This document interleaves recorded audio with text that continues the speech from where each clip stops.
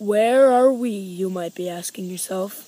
Well, we are in a place, an island in the middle of the Pacific Ocean, where time has left behind. Prehistoric creatures and plant life still live here and are doing well. This is Mezesoic Island.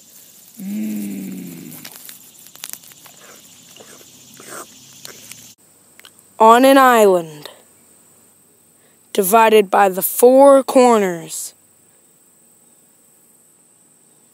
in the middle of the Pacific Ocean. Welcome to Mezesoic Island. Many paleontologists, including myself, have thought that dinosaurs have been extinct for over 75 million years ago. But here on this island, we found out that we were wrong. Dinosaurs still thrive and are doing very well. We're going to go into the northern woodland to see if we can see any dinosaurs in the trees or on the forest floor. Here we go.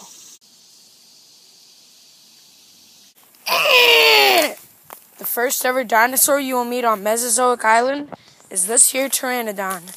She is a female, and we will call her Terry. Right now, she is headed to the northern river to try to catch her newborn baby some food. She swoops down to dive into the water for a fish. She has successfully caught a big bass for her and her baby to share. She's now making her way back to her nest to feed her newborn baby. While Terry makes her way back to her nest, we're going to go introduce you all to her newborn baby. This is Don. He is a male baby pteranodon. He's the son of Terry, who should be arriving any minute now. This nest was a nest of 3, but the 2 other eggs did not survive. Don was the luckiest of them all. Even though he would have been the runt of the litter, he was lucky enough to survive. We saw the birth live, which happened about 10 minutes ago, but we did not record it. Here comes Terry now. She swoops down next to the nest with the fish that she caught in her mouth. Terry drops the bass into the nest, and they both start to feast on it. We're going to let them be and go back to the Western Plains. Here in the plains, we see our first carnivore. This is a male saber-toothed tiger. We will call him Fang, because look at those jaw chompers. He is trying to get down into the brush because he is stalking something. Fang's chosen target is a lone female baby stegosaurus. This is not the same stegosaurus that you saw in the first clip, but she looks a lot like it. And Fang is getting impatient. He decides that it is time to strike. Fang charges in.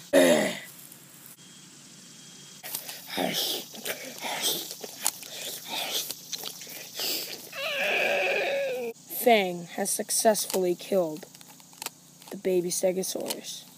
He starts to eat his kill happily. We will now go to the northern side of the Western Plains to see if any creatures lurk there. This is the northern part of the Western Plains. As you can see the trees back there, this is the area that divides the Western Plains and the northern woodland. And there are some very majestic dinosaurs here, like this small herd. This is a tiny herd, consists of 2 triceratops and 1 styracosaurus. This is a male juvenile named Timmy. This is a bull triceratops named Todd. And this is a female styracosaurus named Daisy. The story behind this herd is that Todd had a mate, which was a Styracosaurus.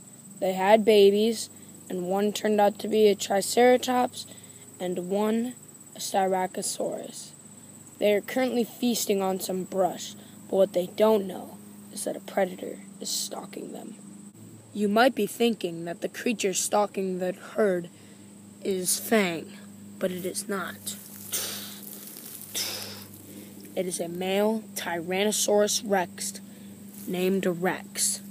He has been stalking this herd for the last 2 days. He normally lives in the northern woodland, but he has followed them out into the western plains.